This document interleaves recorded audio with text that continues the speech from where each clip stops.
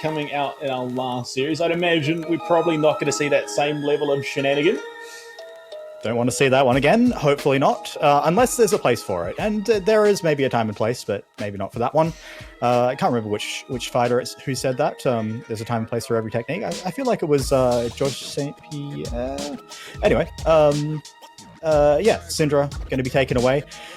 Really question marks around what Voyos' champion pool is, because in the top lane, he is very much the passive player. He is the pressure valve. He is the weak side king. So maybe you just keep it standard, assume that he's just going to play something that is going to be utility for the team, something long range. We shall see. BBP is on the rift, so ban Ambessa and don't think twice about it. And of course, Poltron can play anything, but I'm expecting him to play something facilitative for the team. The J4 ban on their side is interesting, because that's usually something we'd see him go for, but Xin Zhao, Pantheon, all these options available. It does mean that there is a little bit less threat for some of those more immobile champions. Obviously, Jarvan, once he hits 6, that Cataclysm, just very, very hard to get out of for the immobile bot laners and mobile mages in the mid lane. So less of a concern. Now, is also just a fairly consistently good jungler at the moment. Yunara taken away from Raze. I mean, to be fair, I don't know if there is much that you can ban away from him to stop him running away with the game in that bot lane. Yunara is certainly a champion you don't want him to have. Yeah, definitely not. I feel like anything you give this player, especially we saw him on the Sivir, go absolutely huge. That's the other kind of hyper carry de jure alongside the Jinx. And I said this last week, feeling very validated that players and teams are finding the Jinx button a little bit sooner in the draft, because I think she's very good, despite what that last game might lead you to believe. As final ban to be coming through, would not be surprised if this one is the Ambassador, because you can pick it up. It can be flex top, it can be flex jungle. So that could potentially be the option with the Rise off the table. The other one, I think we saw a Jhin first pick from this team. I can't remember who it was. That's the Ambassador. Yeah, that's a better move. It's always a bold call first picking a Jhin. I mean, in general, picking a Jhin feels smoother looking too. But yeah, Ambassador for either BBP or Poltron and the top or jungle just gives them that little bit of added flexibility when it comes to the draft. Can throw a little bit of a spanner in the works in terms of how Melbourne University Esports are looking to approach. Victor picked up for Voyas in the mid lane. Look, Victor can be a monster, but again, it very much similar to how Israel and Jhin function in that bot lane, is it requires things to go very well for the Victor. He needs to be playing from ahead. Playing Victor from behind is probably one of the most uncomfortable situations I think I've ever witnessed on the Rift. They pick up the Aphelios. Again, they've got a solid powerhouse. They just need those enabling tools to round out this draft. Yeah, absolutely. And they can look to round that out with something like the Lulu, something like the Thresh that empowers the Aphelios. I do like that. If the rest of your map has been reshuffled, then lean on what is dependable for you. And Ayamaru and Depashi have been fairly good. That's a bot lane pairing you definitely don't want to see if you're an Aphelios. So I think that all but confirms that we are going to be looking at a Thresh to get that thing out of dodge and out of the way of those potential pop blossoms. To see if that is the lock-in. But that is a strong engage core. And I have a feeling that Ma is going to be looking... Oh, okay, we just lock away the Cassandre. Okay. Yikes. I have a feeling that Ma is going to be really happy on something like a Galio in this game, because you've got the Ambassador, you've got the Pop Blossom from the Nico to be that primary engage. All you need is follow-up. And if you can just get on the Aphelios and just make his life miserable, like you said, Victor from behind... he is not going to have a great time. Yeah, I'm a little concerned already for Melbourne University Esports. There is a lot of keep away already from this Rich Dynasty draft. So they ban the Ari. I think, they're looking at a lot of value from the Galio, if they weren't already. They ban... Okay, so it's going to be a Nautilus. I think you still ban the Thresh here. Take that away. The stock standard Aphelios Thresh combo, which is just so good because it makes up for what obviously Aphelios does lack in that ability to get out himself out of danger, which then leaves you, with the likes of a Lulu. I mean, if you really want to dig down to the barrel, something like a Tahm Kench that is a little bit more able to give you that survivability, but only post 6. There really isn't a heck of a lot of power that you could bring. Ari, in fact, going to be banned away from Ma in the end. Maybe she thought she was picking in the second phase. And I think there's maybe a chance that, you do ban the Lulu, because if you've got the Nico on your side, then you're pretty happy to see a Thresh. Yes, it's going to be a problem later on when you are looking for the engages, but as far as the lane goes, Thresh just suffers in these range versus melee matchups. So I think you're reasonably happy to hand that over, especially if you're raising Chinchilla, but they're going to go for the Seraphine, which, I mean, there is a slow. Gravitum does exist, so I can see the vision, but it's still, if there's enough hard engage coming through, and that's not hard engage, that's a Nivea, but I think you go something engagey here, maybe in the jungle, that Xin Zhao. Oh boy, there's a Vi. Oh, I love that. Oh, yeah, that works. So, Rich Dynasty have done something really interesting. They've drafted a comp that excels at going forward, while at the same time excels at kiting out aggression.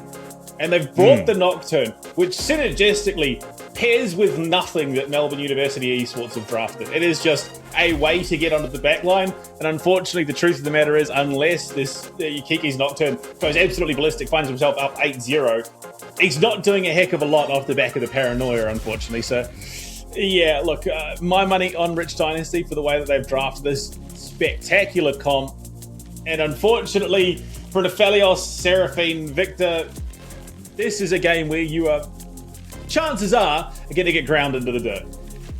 Yeah, quite possibly. We'll see how it goes. I think the big thing we're going to be looking for is Mars Rod of Ages timer, because it's always going to be the item of choice on Anivia. And I think that tankiness is going to be so critical, because I think what the idea you're going for here is this Nocturne dives in and he's the person that extends the Seraphine ult across the team.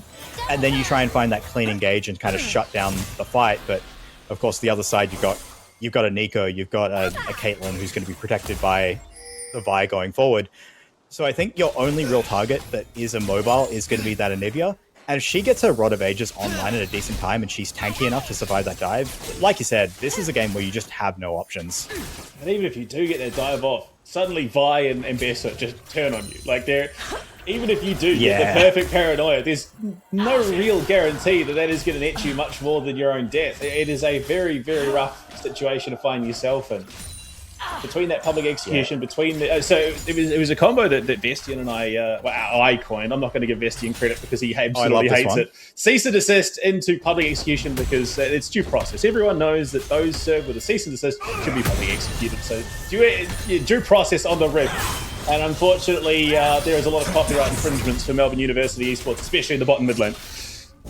Yeah, most definitely, and they are going to have their work cut out for them. And the other thing about that combo is it just holds people in place. There's so much follow-up. Nico with the Tangle Barbs. That's not what it's called, is it? Yeah. And then it is. Excellent, got it. And Raze obviously can drop down a trap. You've got the Anivia with just mountains of CC plus the big circle of pain that she can throw down. So when you find that one pick target, and it is this very immobile Aphelios and Seraphine that you can find, then you will just explode them. And it does feel like we're singing the dirge of doom for this Melbourne University Esports side. They come in very, very much as the underdogs in this. But we'll see if they can find those angles, because it is League of Legends. If you find a winning lane, if you can extend it out, then you can kind of circumvent a lot of draft differences. And two of our junglers pathing both towards the bot side. It is this Nocturne who just needs that level 6. Yeah, I mean, it's exactly it. Like, on paper, this is a draft that favours Rich Dynasty. I think there's no disputing that. But at the end of the day, no matter how good your draft is, it is always going to come down to your hands. If you can't play that draft effectively, you're not going to win the game. So while, yes, Melbourne University Esports find themselves at a bit of a disadvantage, if they find themselves, especially on a champion like Victor, if you find yourself in an advantageous position, oh boy, it is incredibly hard for Rich Dynasty to play this game. Yeah, suddenly it becomes playable. I don't know if you want this contest at all. Or especially like in the past, he's just been slammed, lashed himself into safety. But Kiki just wailing away with this Nox, and can they get the first blood? Yes, they can. Looking for more. It should be traded back, but Raze aggressively crashing to his death. He's not even going to get the kill. It's going to be Chinchilla picking it up. It's a 1-for-1 right now. Make that a 3-for-1, going the way of MUE, and that's exactly it. That is what we were just talking about, Weapon. You can have the draft of all drafts, but if you don't have the hands to back it up, it does not matter worth a damn. Hands and luck, I think I would say. The Guardian proccing on Kiki made all the difference there. Is able to stick into the fight, throw down enough damage, gets the red to get the burn to get the kill.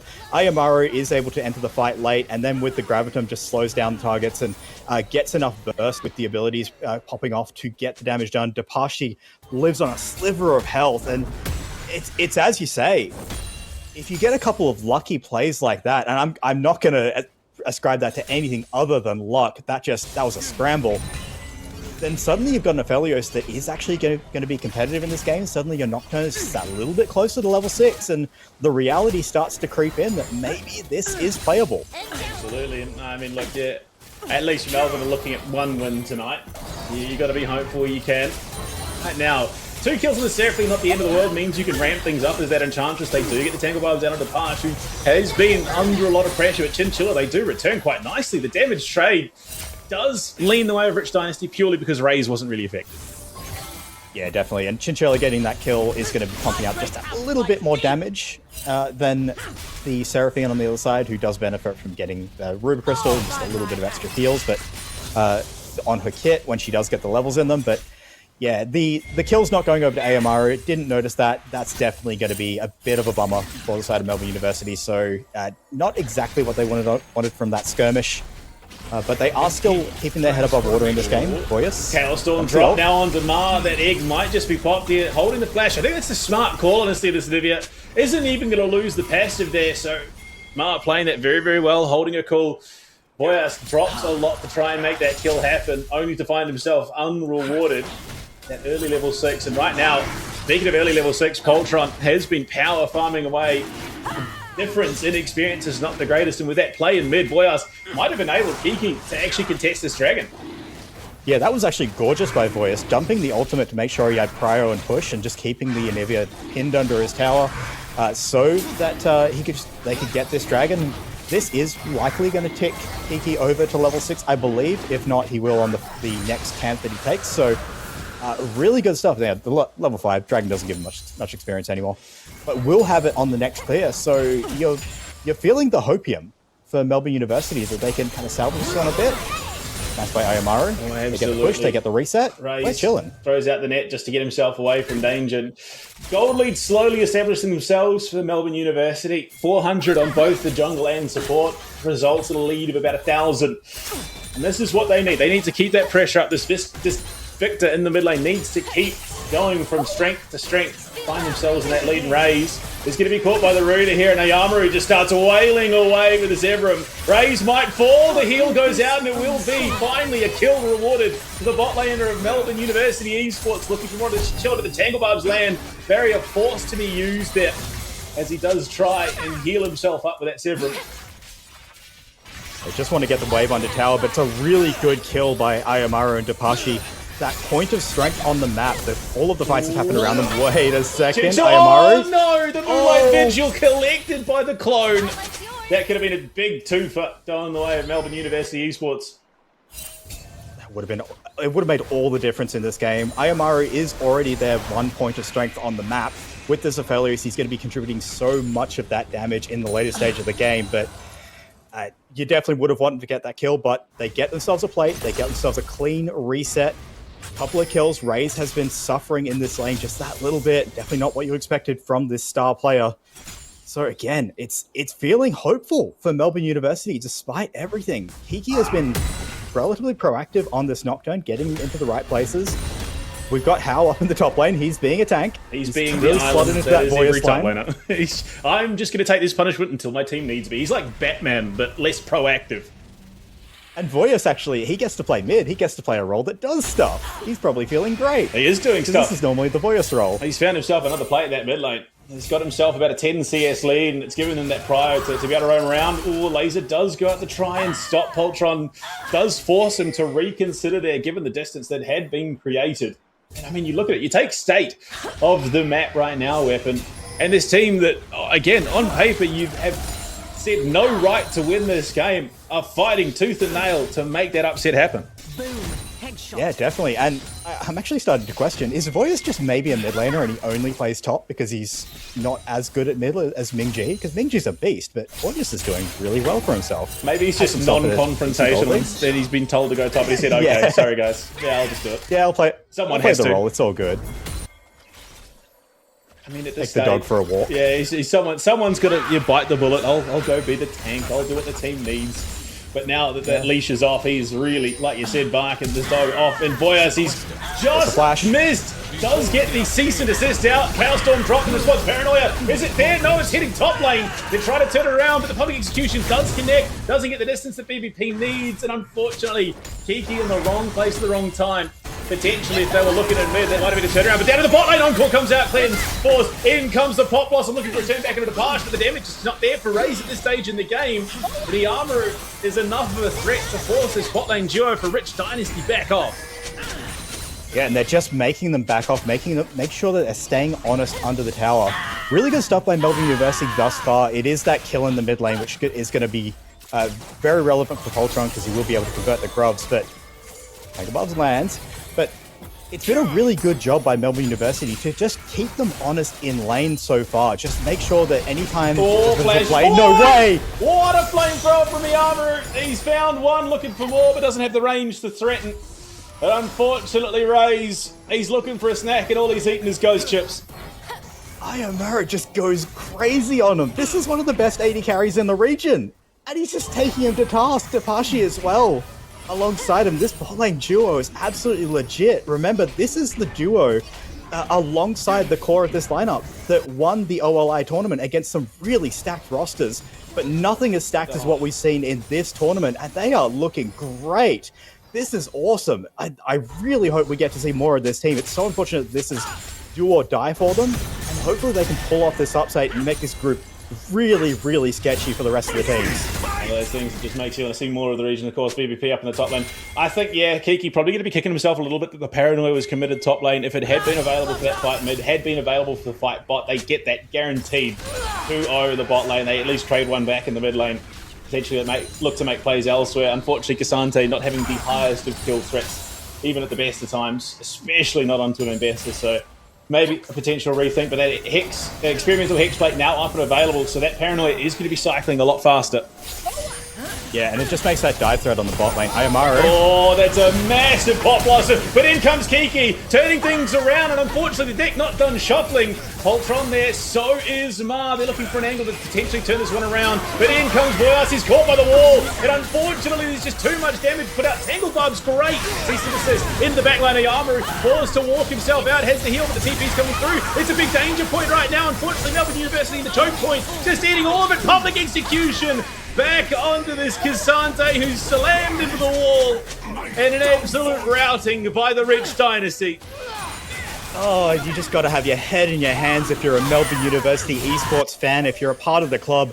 This Anivia from Ma did all the work. There's the Pop Blossom onto Ayamaru, but has the red gun, so is able to heal out. The Hexblade threatens to the raise with the Nocturne, so he's able to stick to the target, but then the interference comes from Poltron. But this wall just locks Boyas in place, and then the engage comes out, re-engage from Poltron, and there's just another wall, which stops the Cassante from being able to escape, so that allows them to convert the 2 kills, pick up Tapashi on the end of it. BBP goes completely ballistic on his signature Ambessa, and this is just a clean wipe. Ayamaro walks away, but that's all you get to say as Melbourne University, and that's equalized that gold lead. I mean, I didn't think we'd be saying that in this game. Fight was just absurd. That wall, both walls were just criminal. Like, I mean, not only do they set up Boyas for death, he then gets the follow-up onto Hal by pinning him to the terrain with nowhere to go. And I mean, on top of that, Raze with a phenomenal Yordle snap trap, denying Hal the ability to actually contribute to that fight until it was too little too late. Chinchilla, do they do the mass? Tangle Bubs do land, but there's no follow-up to damage out of Ayamaru with that Hex Optics. Nothing to sneeze at, but now Raze pumping out damage of his own with his own Hex Optics. Just that threat that can be Caitlyn with the headshot built up. Yeah, they are going to crash the wave, so they get themselves a reset here, but this is starting to look a little bit sketchy here. Vi on the bot side is going to find a crab, but that's about it with the bot lane recalling. And suddenly that bot lane that was looking so threatening just isn't quite going to have that level of dominance. That last fight where Poltron was able to rejoin the fray was really the turning point, because if you just backed away without Poltron, without Ma joining and being able to really influence that fight, you would have said, okay, fight neutralized, we're quite happy. As Vi's waiting in the wings, I don't think she gets anything here. But you would have said, okay, great, neutralized fight, now we go back to dominating lane. But now... potentially, the Vault Breaker is there, cease and desist in, the Gravity Well does go down, but it's off the money. Boyas will flash away, but in comes the wall, the Flash Frost, is it going to connect? Oh no, the Paranoia denies the vision, and then it's going to walk away. In comes Kiki, streaming in from screen right. Look at the turnaround play, and Poltron will fall. Hubris coming back to bite the Dynasty. Boyas survives on a sliver of health. Definitely his comfort zone as far as we know with this player. Action's not done. Graviton's out, but that's a clone that he's hitting. Looking for the root now with the raise. Can they get the damage to finish this one off? There is no flash. There is nothing in the back pocket to keep the Caitlyn alive. Melbourne University Esports not going to go quietly into the night. They definitely will not. That is going to be first tower for the bot lane, who have been running the show. They correct after the last play. They even disrupt the back from Chinchilla, so now they can start to play the map just that little bit more. It's not done. Action upon action upon action, fighting from the University crew. It's going to be the public execution out, but it doesn't matter how. With the 1v1 styling, can't close the gap. Unfortunately, M-Bessa just too darn mobile, but absolutely a slap fight that MUE wins. I think you would have been very happy with that one with Hal, because if not for the flash, and you now get the flash away from this M-Bessa, so heading into the next fight will not have that tool available, will just have the public execution to try and find the backline. That is going to make a lot of difference. So Hal has been suffering a little bit in that lane, but is going to find himself a little bit of an advantage, and it's going to be the Heralds ready to go, but are we diving Voyas again? We've tried this before. They're angling for it. Poltron is there. Oh, wow. Ace in the hole. It's the Arcane special, but the Gravity Well does go down. And Voyas just can walk it away. No headshot to connect. Nothing, in fact. Just a silent whimper in the night. As you can see, MUE playing this macro game incredibly well. They've taken tier 1 in the bot lane. They're pressuring tier 1 in the mid. That big damage coming out on Yamaru. On court, not quite there, but the paranoia is. At this point for MUE, it's just all about neutralizing. You just want to keep farming up on this Aphelios, get him to that 2-3 item mark where he is able to just take over the fights very much by himself. We talk about the Caitlyn trough. We're living in it. I don't know whether that really exists in 2026, but it is still going to be a sort of reality of the character. So this is the point where you get that breathing room as the Aphelios keep stacking up those items, and now Kiki they're looking for it. I don't know if that's the play. And Bess is just too darn mobile. The fear is there. Slam it away. The Cassante. The all-out comes through. And it will be a kill going the way of the Nocturne, who just limps it away before that ramped-up tower shot finishes him. But it does mean there's going to be a numbers display. The mid lane, in comes Poltron. Cease and desist. Pop Blossom to boot. And they just destroy the Seraphine. And Aphelios not long to fall after. And a twofer going the way of Poltron, who is now sitting 4-2 and 3. And unfortunately, just, I think, too much cryo over this top lane for the side of MUE. Yeah, absolutely. The fight might not be over. Tailstorm! That's some big damage coming out for the Tanglebug's Land. Voyas, he's trying to get himself away, survives. And it will be caught, the ace in the hole by Kiki. And Rich Dynasty very nearly through what could have been a game-changing momentum fight. We say game-changing. This is dead even from both of these teams. Definitely not what we thought we would see coming into the day with the substitute squads of Melbourne University, but they have looked great, and I do agree. I think the priority on the top side, even with the flash blown on M-Bessa, that just makes your life easier as a Cassante. It means that the next honest 5v5, the M-Bessa doesn't have the flash, but it does leave your bot lane vulnerable like this to get killed in Ruler, and then they just get dove so easily by Poltron. 4-2 and 3, I think it was at the end of the day.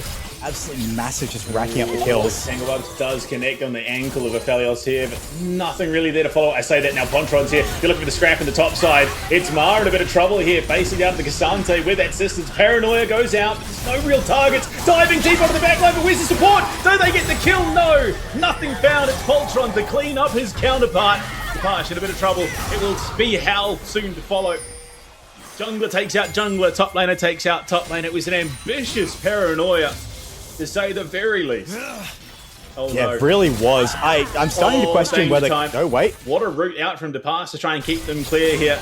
That could have been a huge mistake. It's not going to matter anyway. Yamaru, what a turnaround! Huge kill back on the Raze, and he's not done. Chinchilla running desperately, trying to get clear, but Voyas comes in. He's made his guest appearance down on the bot side. Poltron, Gravity Wells down, so the Tailstorm. Cease and desist is going to be there, but is there support? Can they clean up Poltron to boot? Try and salvage what was a horrendous situation, and they will do just that. A kill going the way of Voyas, finally rewarded.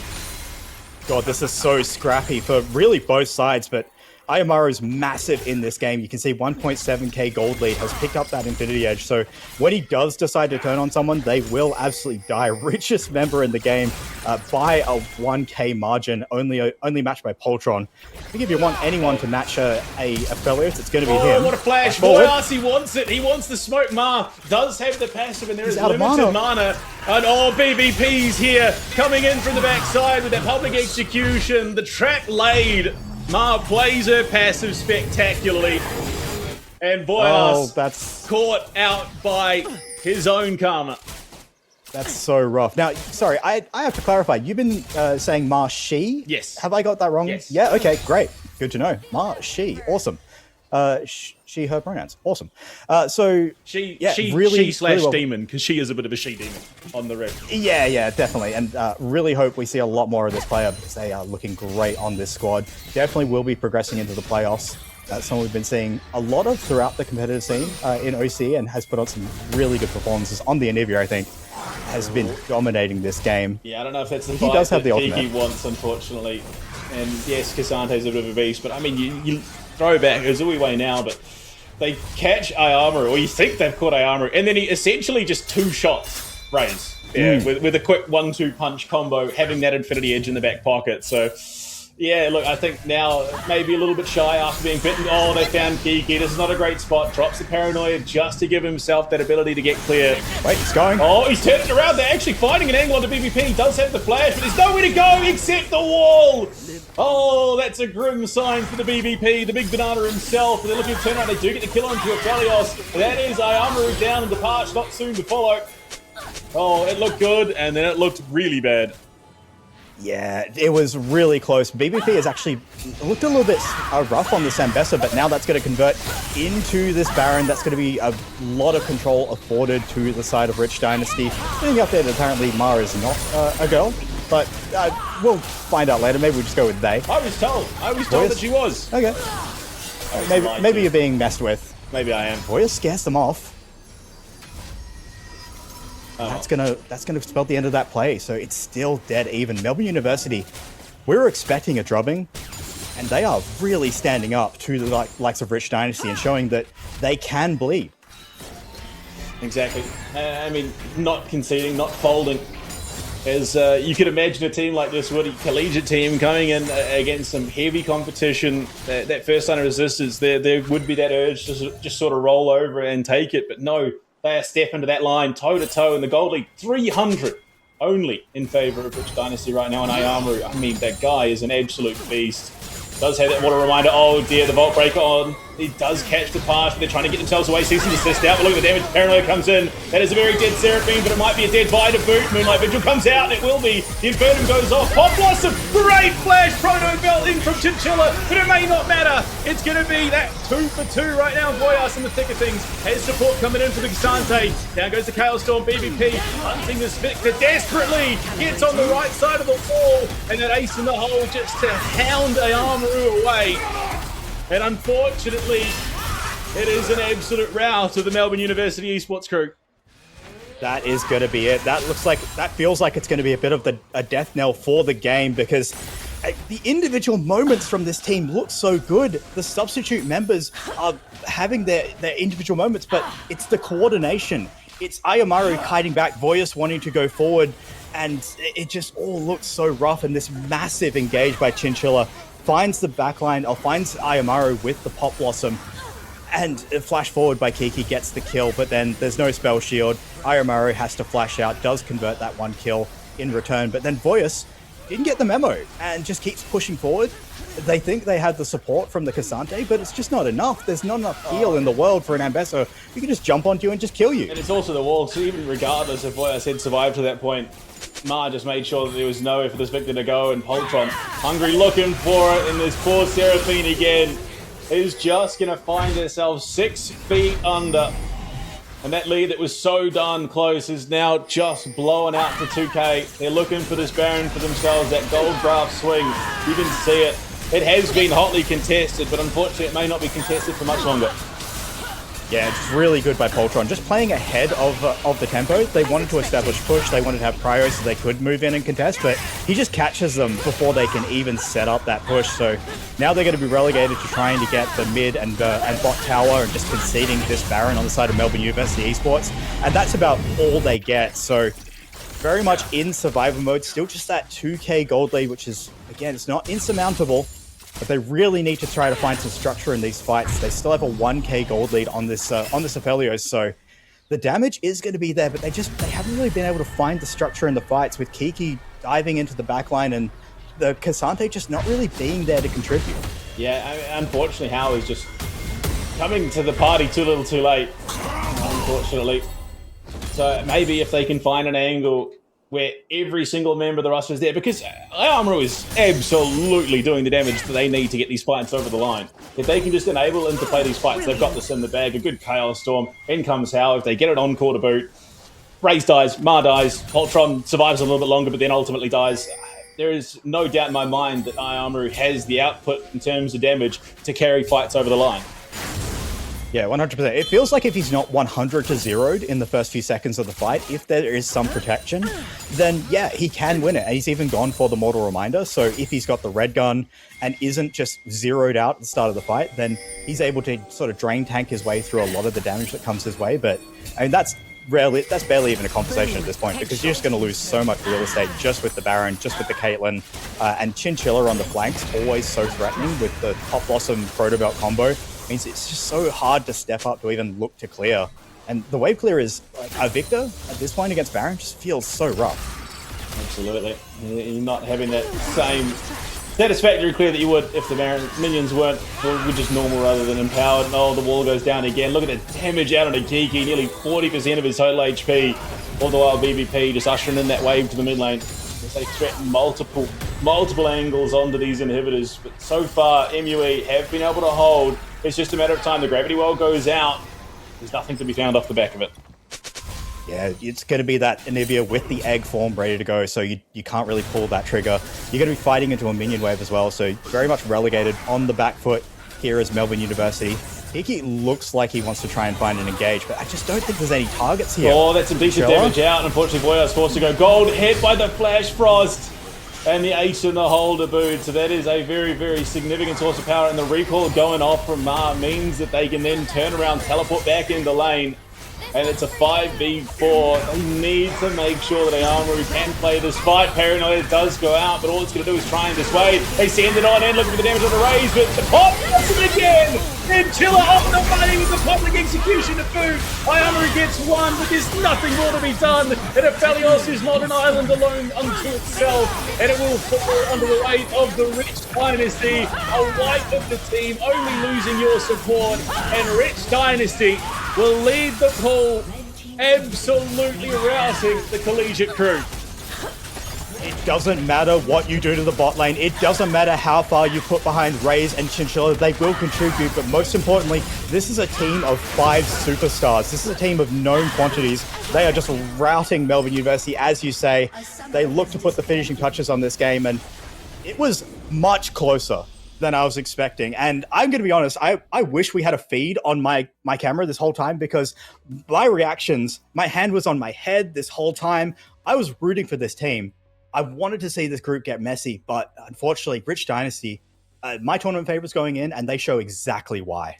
Yeah, I mean, I got to give credit where it is due. Melbourne University Esports put the screws to Rich Dynasty for the better part of that game. It was very uncomfortable for Raze and Chinchilla down the bot lane until they got out of the laning phase, and that's when they really started to come into their own. I think, unfortunately, the biggest issue for MUE was the prioritization. You've got a Nocturne, which can drastically change the trajectory of a fight, but all that attention was paid to the Cassante. Cassante does not need that advantage. It is perfectly fine just taking its lumps in the top lane and then coming into teamfight time. If they turn that pressure elsewhere, there is a very real chance that MUE walk away the victors in that game. So, I mean, other than that, it was a flawless game. And even then, on top of that, Kiki still played an incredible game. Yeah, 100%. Still looked great. I think you could definitely make comments about the prioritization of the top lane. Also a little bit shy about looking to mid lane as well. I think that Victor matchup actually went really well for them. So Voyas actually, I think, showed up even in the role swap to the point where I'm questioning whether he even is just a native top laner, because he certainly didn't look like it on the Victor. Had some great performances. But they also got baited. And I think, shout out, if you want to put a player of the match on it, it has to be Ma. He, she, whatever, we'll get clarification later, but looked incredible. And those walls... Just to clarify, Hello was the one that told me. The mastermind behind the tournament sabotaged me and set me wrong. But on the whole, yeah, look, Bar absolutely in the running for that MVP. I'd make a solid argument for Chinchilla, because regardless of how that lane phase went, Pop Blossom after Pop Blossom, Tangle Barb after Tangle Barb completely routed MUE's ability to play those fights. Ma, to be fair, did much the same without Anivia. There was not a single element of that game that was bad for Rich Dynasty, even with Raze being put under the pump. It's not because he played bad. It's because he was targeted out pretty specifically by that bot lane duo. They were trying to do everything they can to put him under the pump and make sure that he wasn't relevant going to the later stages of the game. Unfortunately, it just didn't matter. Yeah, 100%. And that if there's a player you're going to target on the side of Rich Dynasty, it's always going to be Raze when you look at that squad, the most competitive experience by far.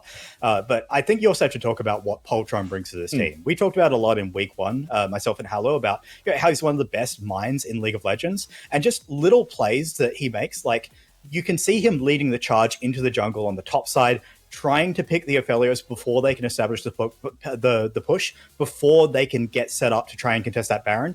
And it just shuts down everything the opposing team does. And that's why they're such a threat in this tournament, why they're such a favorite. Yeah, absolutely. I mean, that experience in the LCP has been invaluable, and he's brought it back to the grassroots scene. And it's not an advantage all too many teams can say that they have to bring to bear in a competition like this. But right now, we are crossing the halfway mark of the evening for the Oceanic Resurrection Tournament. Time for a quick break. On the other side, Game 3 coming up soon.